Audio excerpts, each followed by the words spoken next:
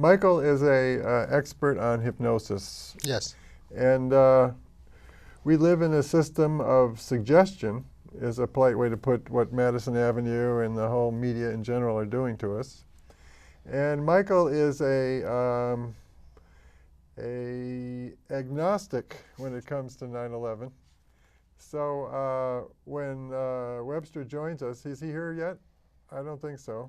Holler up when Webster comes on, we'll get more directly into it. But the phenomenon of hypnosis, suggestion, in my own life, I give credit to, what was that guy's name again? Eric Fromm?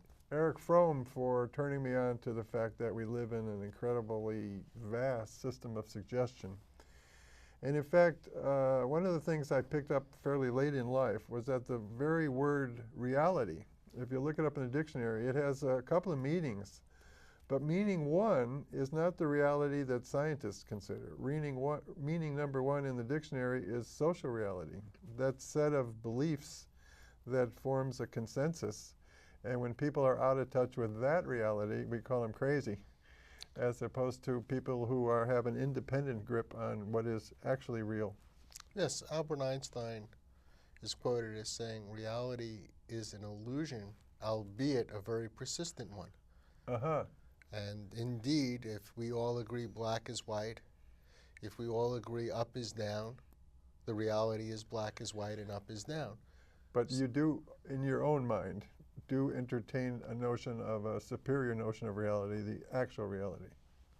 Well, I entertain the notion that what I am having is an experience of reality, and I don't know what reality is beyond the experience. All right, you're a little more humble than me. Me, I think I got a grip. This is reality. But I have an engineering background, so engineers think if it works, I'm in touch with the real reality. It's not just my opinion, that kind of thing. So we have a 9/11 phenomenon, and the question is, how many facts can I throw at you until you are reduced to a willing, okay, 9/11 was... and then you had been kibitzing with your previous host, Webster Tarpley, about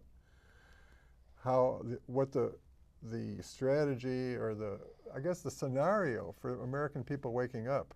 One thing I considered myself is having video of people waking up. So you just have somebody on the screen hearing the evidence, and you watch them going through the psychological changes of, oh my God, and their face falls off, or whatever the phenomenon. People are afraid to actually imagine what would happen if it struck them. Holy cow, it is one big fat fraud.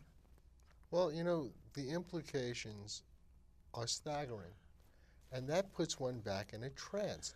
Sometimes the trance has a protective function. George Orwell described this perfectly when he talked about thought police, and he coined the term protective stupidity. Protective stupidity was how the masses protected themselves from dangerous information. Any information that would question Big Brother, any information that would question their beliefs was immediately self-censored because of the staggering implications. And I think that exists in society today, that there are many of us who, if we wake up, either our friends, our society, or we ourselves put ourselves back to sleep because we can't deal with what that means. What do I do now? And I believe that we live in a world where most of us as a group feel helpless. What can I do?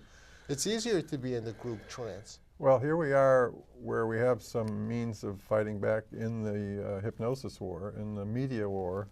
We have a production facility, and so I'm not one of those people who have that to fall back on. What can I do? I can do. So I was, kibitzing that if we had scenes on the screen of people being presented that evidence and going through the changes, and I was thinking you could be a good guinea pig. Right in the screen when Victor calls, I'll be so eloquent, I'll present the factual arguments, and you'll go, Joe, oh, that is heavy. Here, I'll try out one for you. Okay. This is the one I've been pushing with for about a week. It was pointed out to me by somebody in the 9/11 local truth group that I attend regularly and videotape and bring it on the air. He said, Joe, take a look at this. And there was something the guy printed out from the internet, a paper for the Harvard School of Government by Philip D. Zelikow, Ashton Carter, and John Deutsch. Remember that name, John Deutsch? Ring any bells? Doesn't ring a bell. He was director of the CIA Okay. around 95, 96, about 10 years ago. So he, together with a guy, Philip D. Zelikow, does that name ring any bells? No. They wrote a paper called Catastrophic Terrorism, Elements of a National Policy. And that word catastrophic jumped out at me because up until then, terrorism was suicide bombers doing, 50 was a good day for a suicide bomber, 200, odd. But catastrophic is in the thousands, right? Yes.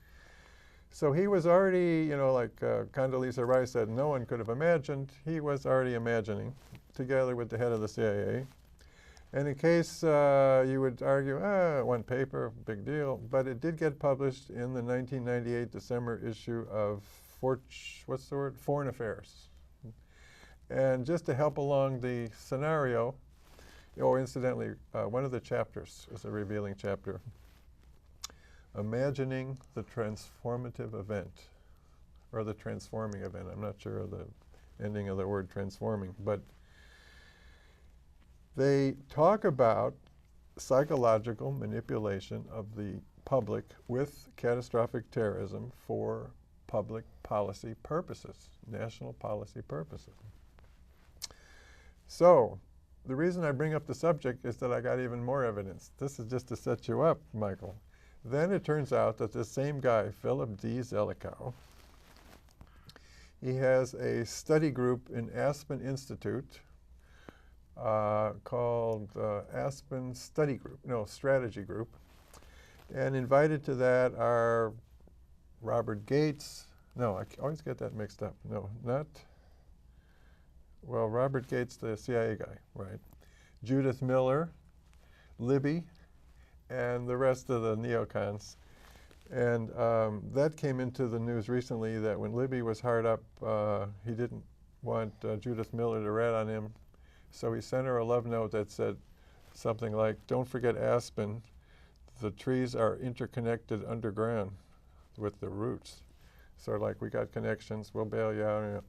So Aspen figured into that. We have Webster on the line. Oh, yeah, interrupt me whenever. Joe can go on forever. Right. Hi, Webster. Hello, Joe. How are you? All right. This is Michael Ellner has anybody explained to you who Michael Ellner is? Yes, I think so. Glad to know you, Michael. He's an expert on hypnosis. He can actually use hypnosis to help people heal themselves. I understand. Is that a polite way to put it? Well, dehypnosis. Dehypnosis. Yeah, reverse hypnosis. And Webster, we were thinking that here we have somebody who could help us dehypnotize the American people from the creation and maintenance of public myth by you-know-who, Philip D. Zelikow and his media cronies and the Bush administration and the rich that control the planet. Well, right? I would like, if I could. I was thinking, would it be nice to have on screen, Webster, examples of people as they go through the psychological changes?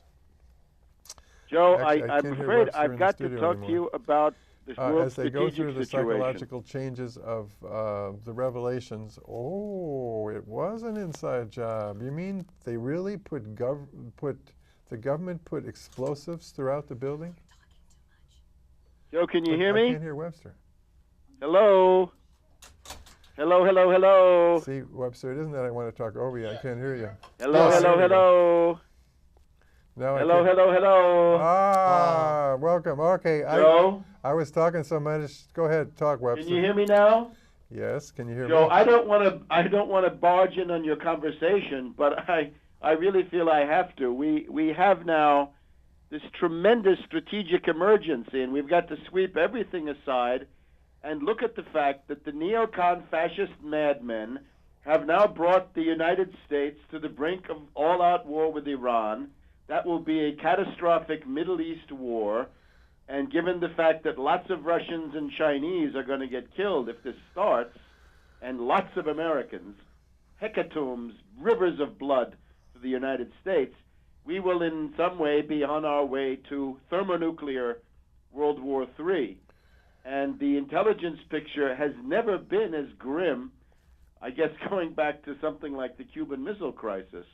I wonder if I could just get into this by citing for you the testimony given by Zbigniew Brzezinski. Now, this is very interesting because he's the former director of the National Security Council for Carter, and he is not someone associated with the cause of peace. And he's worried too, huh? He is absolutely worried. This is the testimony dated February 1st, the day before we're recording this program.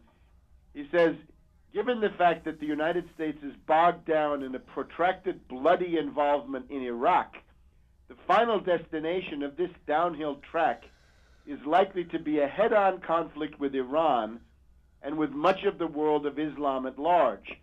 And then he goes into something that I've been developing. He does it in his own way, a scenario, how the war is going to come, because this is where we are now. A plausible scenario, says Brzezinski, for a military collision with Iran involves Iraqi failure to meet certain benchmarks set up by the Bush administration or Congress, right, followed by accusations of Iranian responsibility for the failure.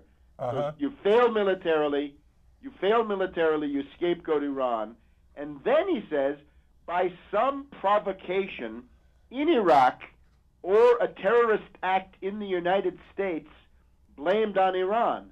He's practically saying false flag synthetic terrorism manufactured by the Bush-Cheney regime, and then culminating in a, quote, defensive, unquote, U.S. military action against Iran that plunges a lonely America into a spreading and deepening quagmire, eventually ranging across Iraq, Iran, Afghanistan, and Pakistan.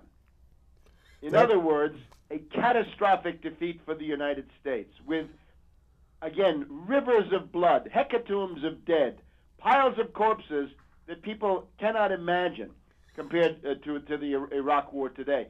He also points out, and again, this is Zbigniew Brzezinski of the National Security Council, as if that some were years enough, back, a mythical historical narrative to justify the case for a protracted war of this type is already being articulated, and it has to do with the hysteria, propaganda about an Iranian nuclear program, where we have a CIA report from some months back that there is no proof of an Iranian nuclear program for weapons in any sense.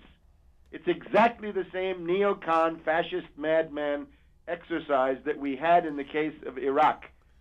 Everything manufactured, everything made up, in the Goebbels tradition of the big lie.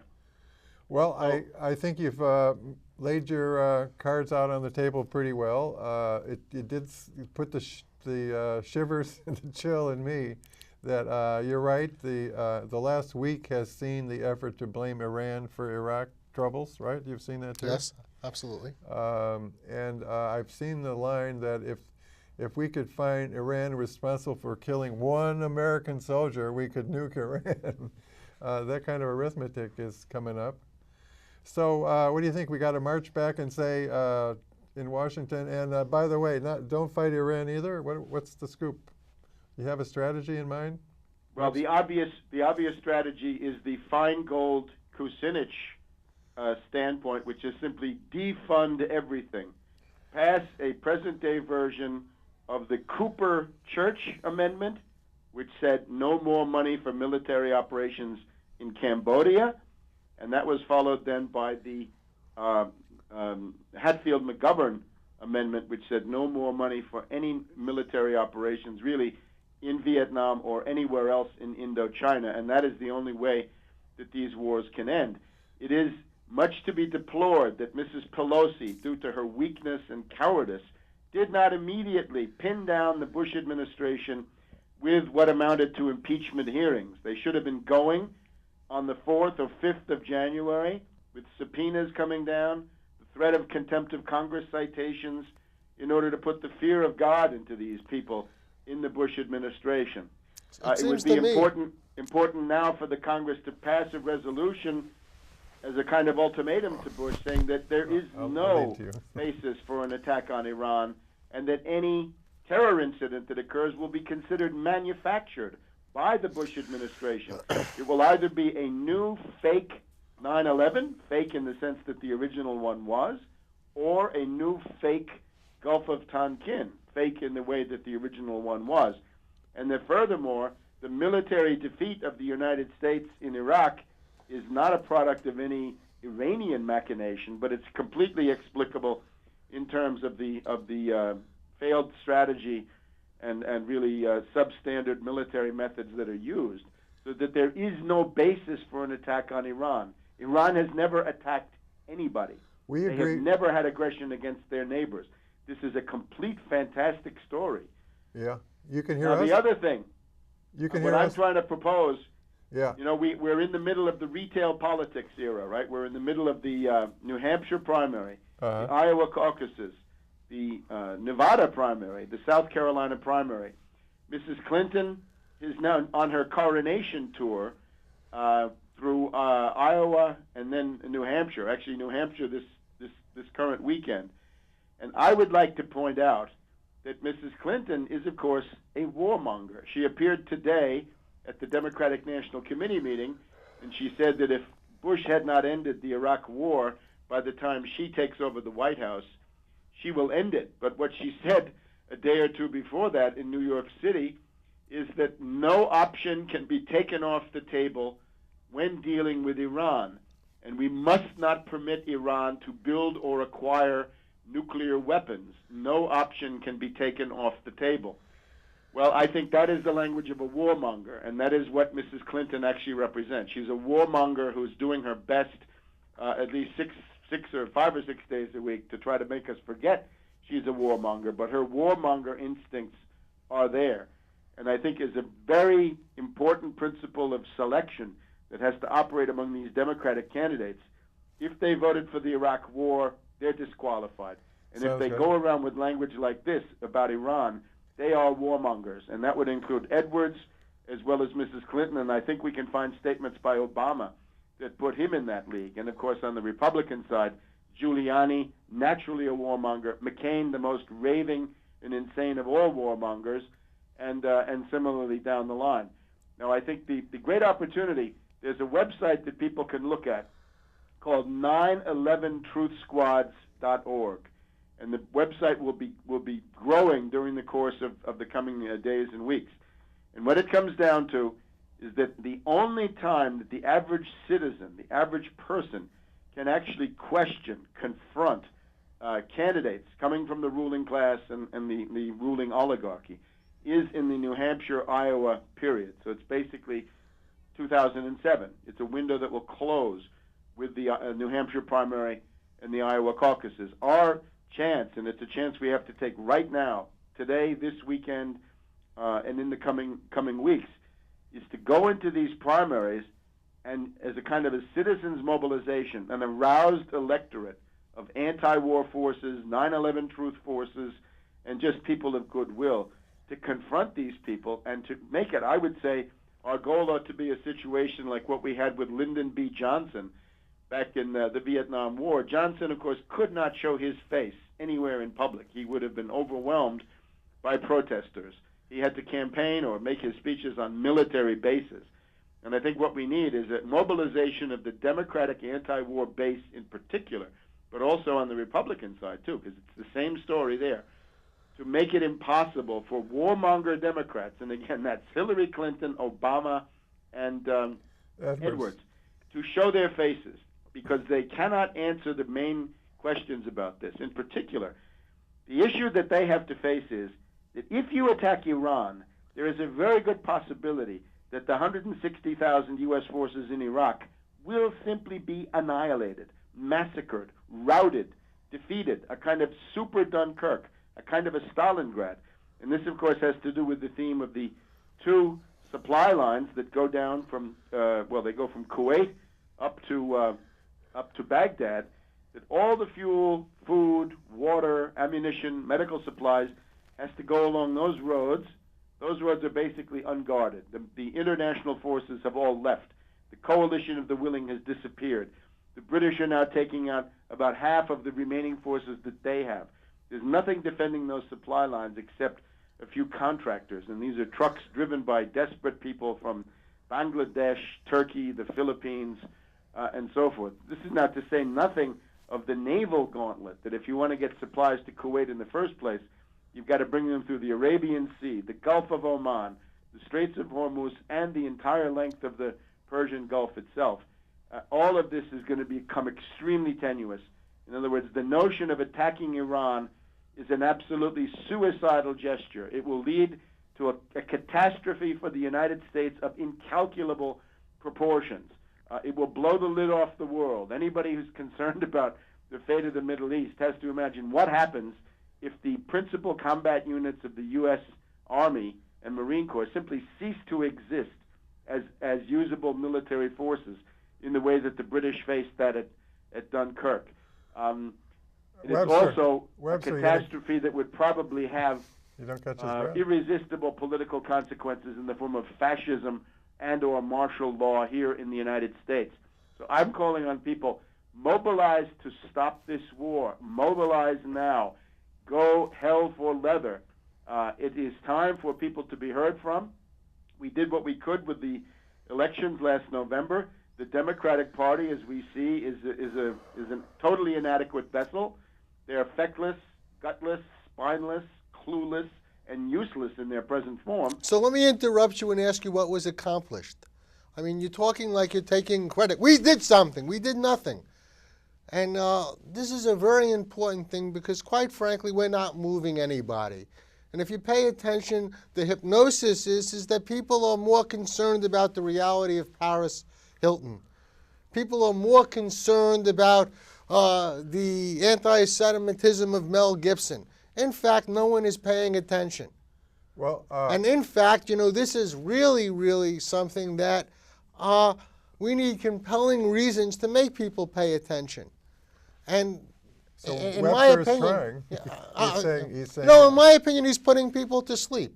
Well, in my opinion, what he's doing is he's talking and talking for the sake of talking, but no one's waking up. Well, no. To be fair to Webster, let me point out that we have had we do have 9/11 truth squads are in action right now. We've confronted Senator Dodd, we've confronted Jesse Jackson, and we're going to be hot on the heels of all of these candidates, no matter where they are. Let me say, in line with what you've said on the theoretical plane, nobody's more aware than I am of the fearful dualism inside every human heart, and I regard it, however, as a dualism. It's not necessary, but it's what we observe. There is, of course, the pettiness and the degradation that you mention, but there's also, and history is full of examples, there's also such a thing as human greatness. And human greatness, if we talk to that, if we address that in people and say you are better than your destiny and you do have the capability for great deeds and selfless actions that can change the course of history, there are a certain number of people that can respond to that. And naturally, I don't have any guarantees. I seem to have a guarantee that if we don't do anything, things are going to slide downwards in the way that Zbigniew Brzezinski at this point is talking about, and we can go through the entire details of where the bombers will come from and what kinds of terrible consequences. But the main why should anyone believe this? I grew up under the threat of communism.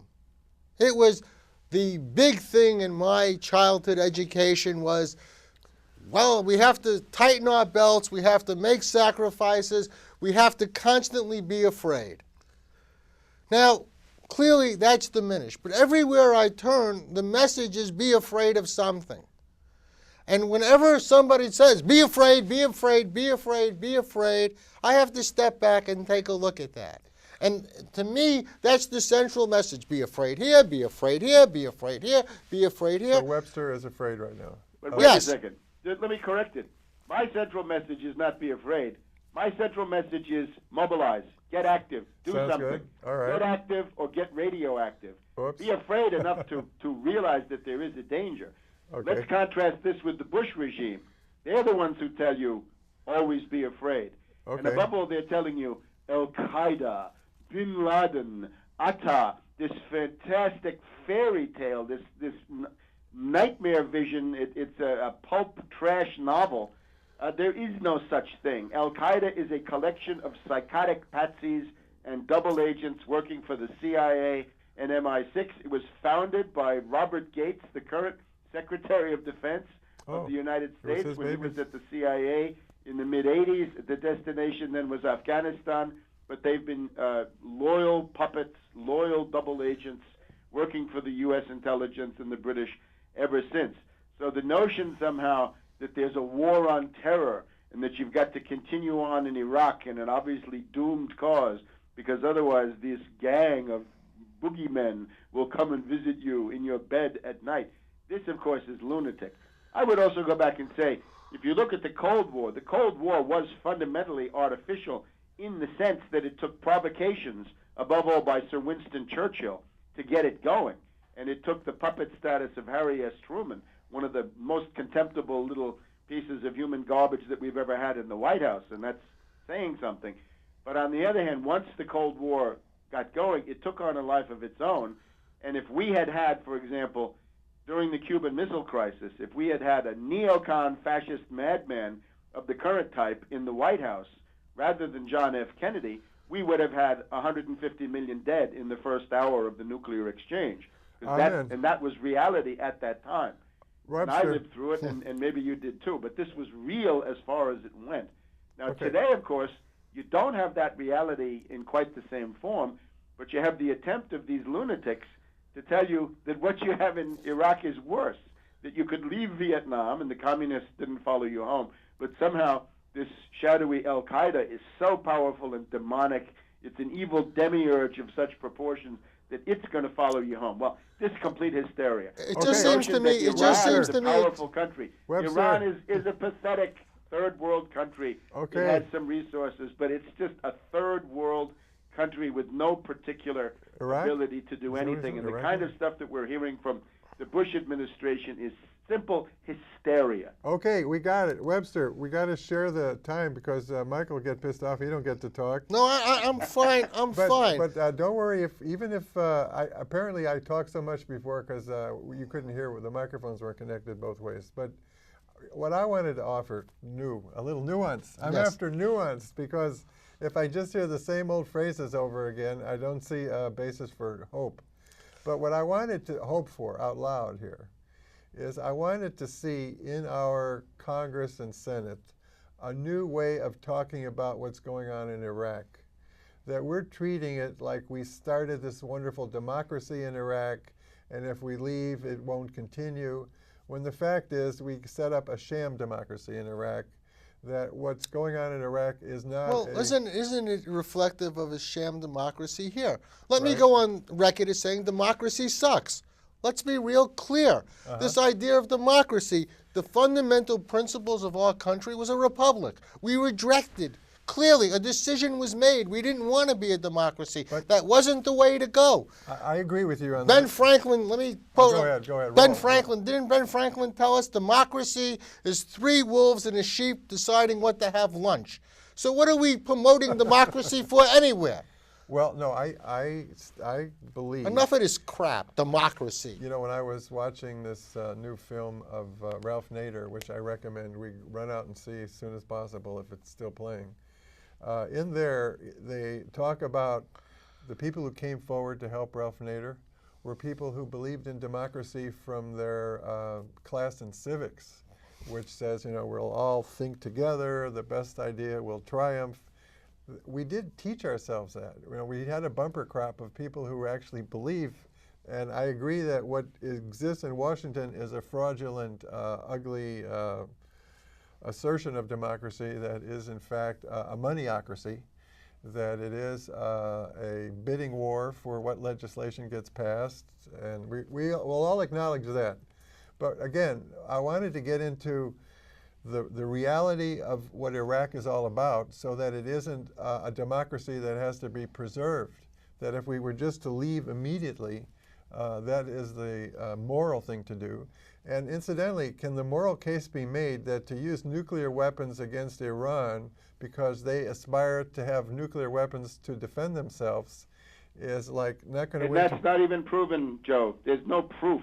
Oh, That's okay. a neocon fairy tale at this point with no proof behind it. Let me say, I think. By the way, I agree with you very strongly. Does the government lie to us every minute? Let's be clear about that. That's a given. I agree with you. And I am well prepared to say that we might be facing something very similar to the weapons of mass destruction. That's not what I'm here to address. Yeah. I'm here to address what do we do about it. I'm here to address how do we get the people of this country to take responsibility for what's being done in our name and the consequences of those actions, which are severe, which are huge. But to me, this is a tip of the iceberg. You know, Chernobyl, to me, represented the horrors of a nuclear accident. You heard things, you know, all the things that were destroyed initially are regrowing. You can't destroy life. And maybe the planet needs to blow up. And I don't know that that's a terrible thing. No, it's definitely a terrible thing. Trust me. But what I'm saying is, what we need to do, in my opinion, is look at why we are not having meaningful dialogues with each other. Oh. To me, the enemy is political correctness, because no one can actually speak about issues. Personally, there are many, many things that I am concerned about. Is Islam actually a threat? I don't know. I don't have enough information to make an informed decision. And any time that issue comes up, political correctness stifles it. Well, let me chime in here. Webster, you still with us? Yes, I'm here. Good. I don't see in the Congress a discussion, for example, because there's so much chauvinism about this Iraq war kind of thing, that the complaint this last week to try to implicate Iran was that some of American soldiers died because of Iran either supplying weapons or supplying people and weapons or something like that. And the point is that we don't have a monopoly on Iraq, that in fact Iran has a right to participate to help the people of Iraq defend themselves against an illegal occupation. Yes, these people are at risk because they're there. Let's be very clear. There'd be no risk if they weren't present as an occupying force. But do you agree, Webster, that it would be unlikely? You can't quite see any of the Democrats talking like that? Look, first of all, let's forget the Democrats. Let's look at direct action that all of us can take. The Democrats have let us down. The question of Iraq is, if you go into somebody else's country and kill 700,000 people, you cannot be surprised at anything that happens to you after that point. This is simple. The lunatic logic of the neocons is somehow that war is a one-way street. Well, war is not a one-way street. Whatever you do to an enemy, there's a very good chance he'll be able to do it to you. And that is now the question. I would suggest to people that the principal cultural problem that we can treat right now, and I can't reform the world overnight, is apathy and passivity. The past 40 years of degradation of the political life of the United States are based on apathy, passivity, not voting, not caring, not participating. There are many complex reasons for this. The assassinations, the Vietnam War. It's been a terrible period of disillusionment. In my opinion, you missed the whole point. In my opinion, it could be explained because we're malnourished. We're malnourished physically, emotionally, spiritually, psychically. Everywhere we're turning, we're not meeting our basic human needs. And this explains the mess we find ourselves in. You know, we went from people who were hardy and strong and basically healthy and self-reliant and independent and adventurous, and we've become sheep. that are just fed at the, Webster, I think that one must have thrown you. That was sort of like a distraction. But let me justify Michael's remark a little bit here. I'm moved by the Hebrew biblical tradition that the way they describe a civilization that is going bad is they say the people have become fat. And we got the syndrome. So we do deserve to burn up according to the Bible's statement of degeneracy, degradation, we're rotten. And the alternative is somehow we have to imagine not just a 9/11 truth squad waking us up, but we do need, as you probably feel in your heart, some very deep, profound basis for a massive transformation of the public. We need But meaningful. Matt, you seem to be veering into Malthusianism, and this is the other thing that I would have to warn against. I don't want us burning up. I'm just saying. If we look at the United States over these past 40 years, the fruits of the apathy and passivity have been a 2/3 cut in the standard of living. The notion that the United States is riding on some kind of cushion of wealth or opulence is purely fantastic. The living standard is now 1/3 of what it was in late Eisenhower, early Kennedy years. And this can be shown statistically, and if I had time and charts, I'd be glad to do it. Well, I'm not arguing with the fact that our prosperity is diminishing. I'll concede that point. But you would also concede, Webster, that nationwide we have an obesity problem? Yeah, but look, this all of this will be fried in the thermonuclear fireball, and this is what I'm trying to get across. I agree. We do not have all the time in the world for desultory, disquisitions on this or that topic. The problem that we have right now is the regime, the September criminals, the perpetrators of 9/11, right, who are in power today. That's right, the government. They have decided that given their defeat in Iraq, the fact that they're defeated in Afghanistan, the Israelis were defeated in southern Lebanon, their answer to that is to escalate, not just in the sense of this surge, but in the sense of seeking escalation dominance through the massive use of nuclear weapons in the Middle East, number one target, Iran. Of course, the pretexts are idiotic. The people that are paying the Sunni Ba'athist nationalist resistance in Anbar province in the Sunni Triangle are not the Iranians at all. That money comes from others, from the Jordanians, the Egyptians, the Saudis. So the notion of scapegoating Iran is a purely fictitious. All right, we don't want to get into recycle mode, but you've made your point. It's pretty good. Let me ask you this question, Webster. Who is pushing Bush? The ruling class of the United States, as I see it, is split into two parts. You have an extreme unilateralist imperialist group, which essentially posits that the U.S., the British, and the Israelis will be at war with the rest of the world eternally and will try to destroy every other country, and that includes Russia, China, ultimately India, when we get to that point. That would be the George Shultz group. And George Shultz, of course, is the person who was decisive in the formation of the Bush administration in very crude terms. He picked Bush, picked Cheney, picked Condoleezza Rice, Wolfowitz, the Vulcans, and so forth. Over the past 3 or 4 months, we see a split in the ruling class, given the insanity and bankruptcy of that approach, the fact that they're losing above all, the fact that the dollar is about to crash in a panic of flight for the exits. Wait, I got it. You've also got the James Baker group, the Baker-Hamilton clique, a moderate imperialist group that also wants war in the Middle East, but on their own terms. They say the United States, the British, and the Israelis are too weak to wage war. What we've got to do is something like what just happened in Somalia. Use regional proxies, regional stooges, regional pawns like Ethiopia invading Somalia. In the case of Iran, they say we can't fight Iran. What we're going to do is peel away Syria. Syria, Jordan, Saudi Arabia, and Egypt will wage war against Iran, Hezbollah, and most of Iraq, and have a regional war that way. These are the moderate imperialists, also very bad. But they're not in the prevailing position right now. What we seem to have right now is an attempt to do the Sunni or Arab alliance against the Iranians, but not with the Syrians.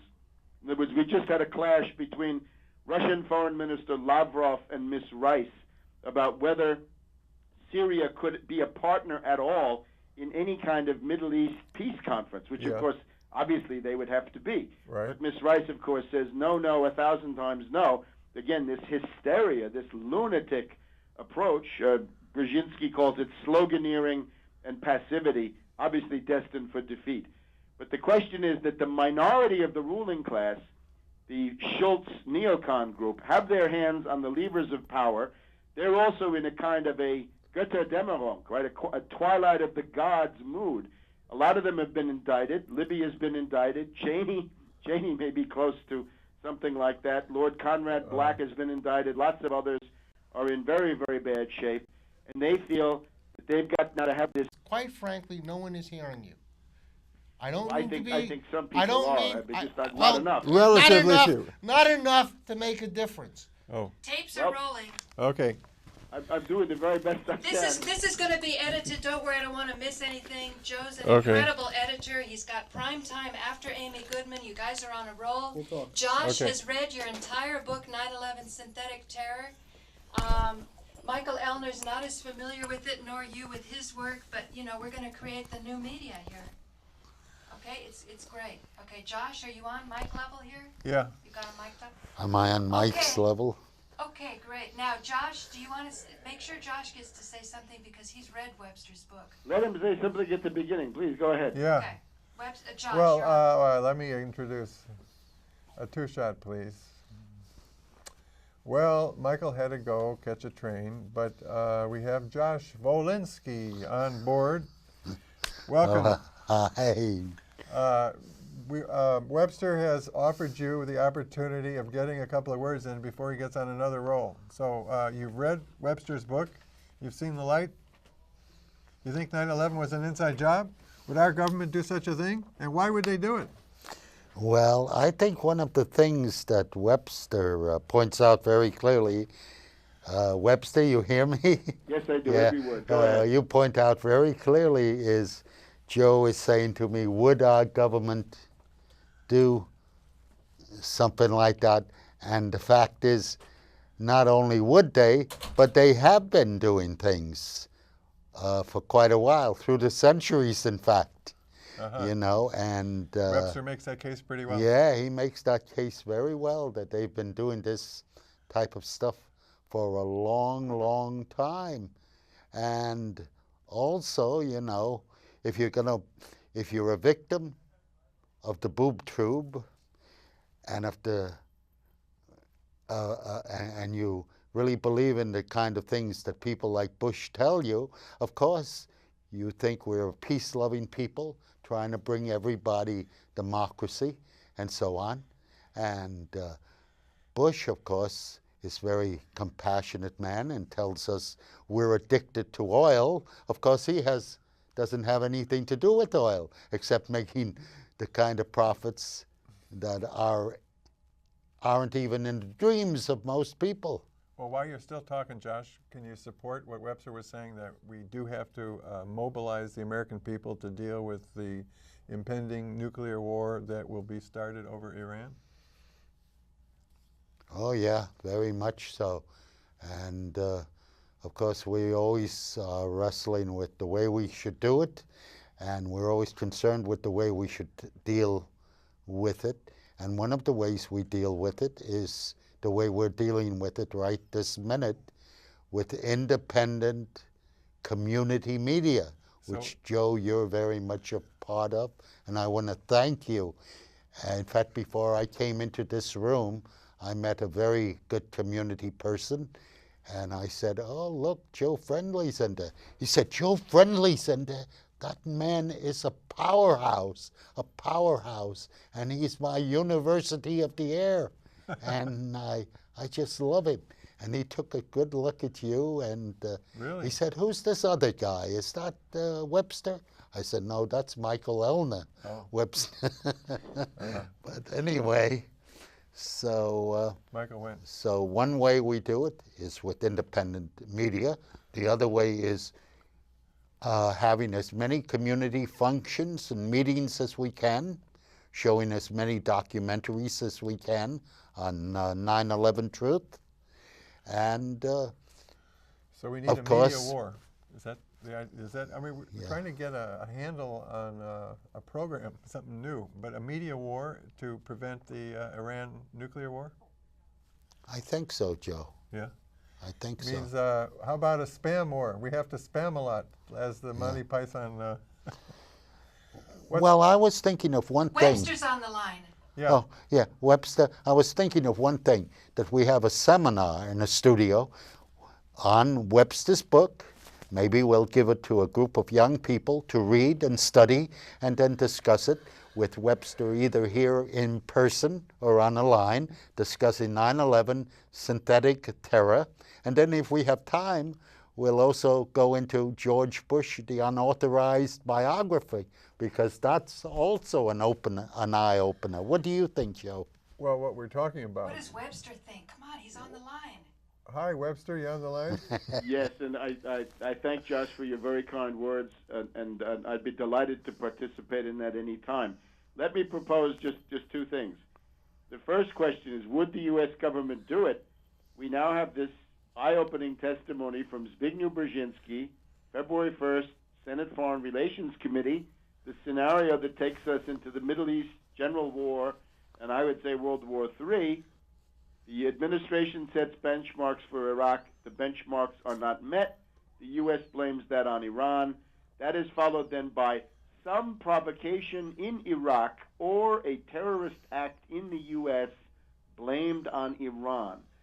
Now, Brzezinski writes this. It ought to be clear to people what he means to say here, although he doesn't say it as explicitly as he should, is he's talking about a terrorist act manufactured by the Bush regime and blamed on Iran. We had last October, right before the November election, Congressman Dennis Kucinich and Congressman Ron Paul, Democrat and Republican, far left and conservative together, had October surprise hearings where they warned that a new 9/11 and or a new Gulf of Tonkin might be in the offing to realize this project of the neocons to start that war. So that's the situation we're in. What to do about it? Here's my plan. Anybody can do it. Takes 3 people.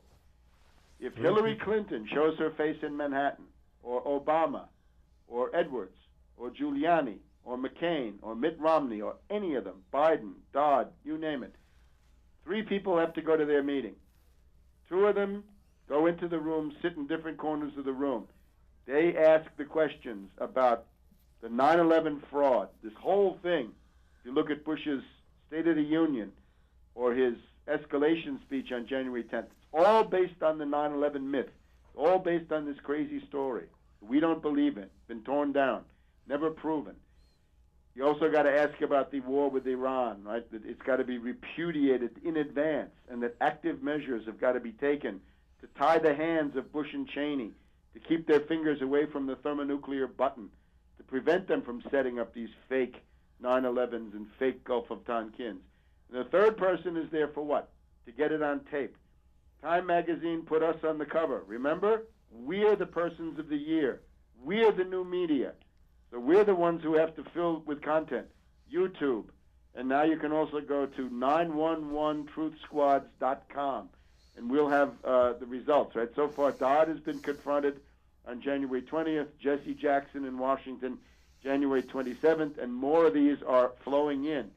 How did the confrontation with the confrontation with Jesse Jackson go? That he dodged the issue, that he ran away, that he wouldn't speak, that he made faces and contorted himself and would not face this fact. It is obviously a case of clinical hysteria because the entire ruling oligarchy and its hangers-on have all come to a consensus that terrorism is the only way to keep this society together. In other words, the enemy image of the Arab and the Muslim is the principal organizing method, the organizing principle of the society. In other words, they would say the goal of American society is the global war on terrorism now and forever. This is a nightmare. We've got to break out of this. It's fake. It's not real. It's not true. There is no such threat. There is no foreign Arab Muslim organization that has the ability and the desire, above all the ability, to carry out something like 9/11. It simply could not be done. This was an inside job done from inside the U.S. government. The attacks came from CIA, DIA, Department of Defense, the think tanks, the private military firms, and so on down the line.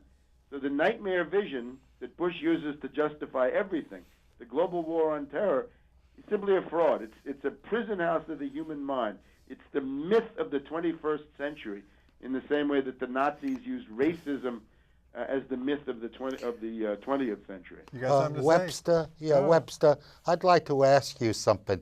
As you were talking, this question crossed my mind. Jesse Jackson and Ralph Nader have the philosophy that there is a version for a gentler and kinder corporate America. What's your feeling about that? Well, I'm not I don't propose to abolish private property, but it is clear that corporations are the creatures of the state. Without a government, there are no corporations. They're created under law, and therefore the regulations under which corporations function have got to be radically revised, and the notion of the general welfare that we have in the preamble to the Constitution has got to be made imperative. In other words, it's got to be made mandatory for every corporation. Generally speaking, I'm a New Dealer. I want a New Deal state. That is historically the most successful form of human organization that has ever been devised. The United States from 1933 to 1968, which was somehow able to deal with Hitler, Mussolini, Tojo, Stalin, Mao, a depression, fascism, communism. It unlocked the secrets of the atom and put people on the moon. At least we think they did at some point. So this is the form of organization that we need, and that above all means a state that is strong enough to reach out if necessary and crush an entity like J.P. Morgan Chase, or Halliburton, or Enron, or Bechtel, or ExxonMobil. ExxonMobil have $40 billion in profits for 1 year, and they're trampling on the blood and bones of the American people, and we have a government that is so weak and vile and pathetic when dealing with ExxonMobil that this kind of stuff is simply allowed to go on. We need a comprehensive re-regulation and deprivatization, nationalization, if you will, of many economic sectors, starting with the Federal Reserve. The Federal Reserve has got to be nationalized, no longer the playground of economic royalists and malefactors of great wealth and rich Wall Street parasites. It's got to be brought back to serve full employment, rising living standards, and all the rest of it. So I'm a New Dealer in all of that. But unfortunately, we've got to face the fact that we'll never get a chance to do any of these things if we don't stop the neocons now.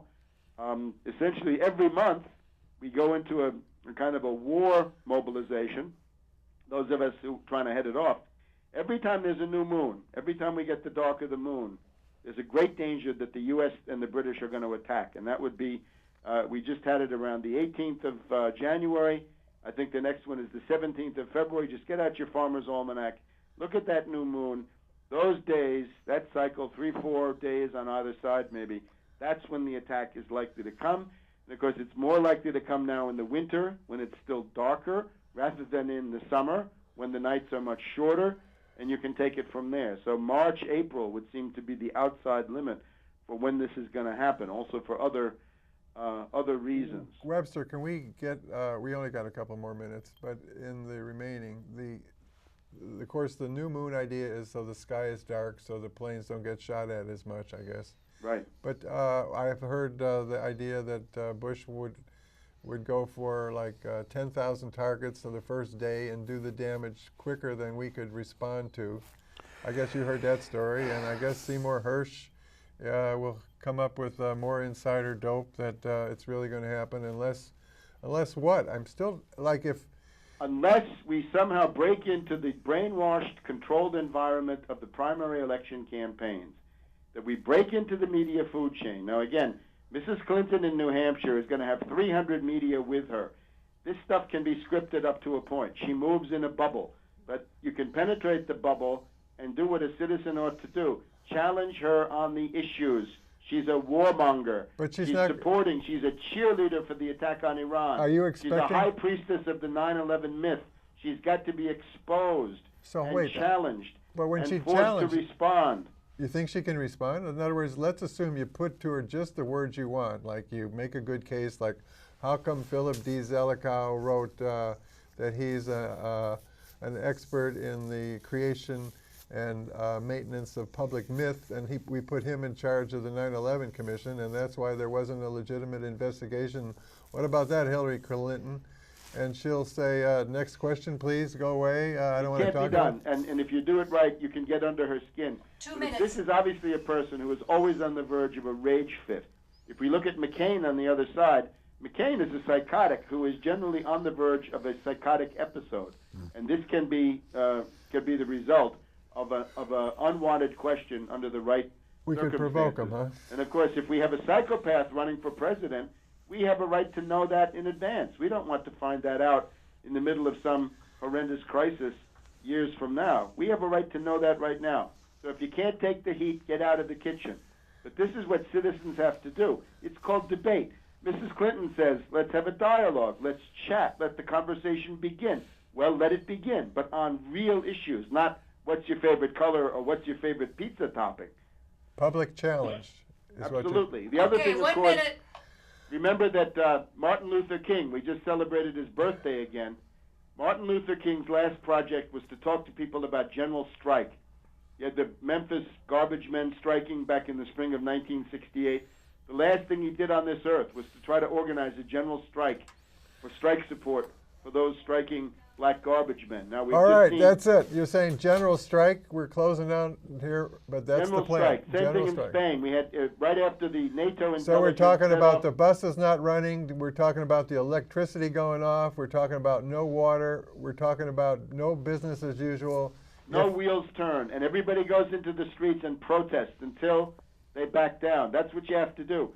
If there's going to be a war, you've got to have your own war plan. But if war breaks out, if the atomic bombs start falling on Iran tomorrow, too late. You've got to have a plan. It might be to go to Union Square or go to Times Square, or whatever it is. Have a big demonstration immediately without waiting to be told. Okay. Don't wait for Code Pink or United for Peace and Justice. They may not know what to do. You've got to have your own plan right now. Of course, it is useful to go to those peace groups and force them to have a war plan. Then we've got to have a big demonstration on the first Saturday. Have one in New York, have one in Washington, one in Chicago, one in Los Angeles, San Francisco, and so on down the line. But you've got to have a notion of what you're going to do pre-war, which is the thing I want to focus on, but you've also got to have some rudimentary notion of what you do if everything fails. And the last resort is the general strike. We had it in Spain in March of 2004. Okay, we did it. We got a little extra there. We can edit it in. But we don't want any nukes dropped. It'll be kind of too late if that's already happening. That would be horrible. It's what pressure we can put, we'll put. And what media we can make, we'll make. Maybe the power of art and the power of people's courage. We can stop the Iran war from starting. And the power of 9/11 truth squads. Webster, can you stay on so we can do another show, just the Josh Walensky show?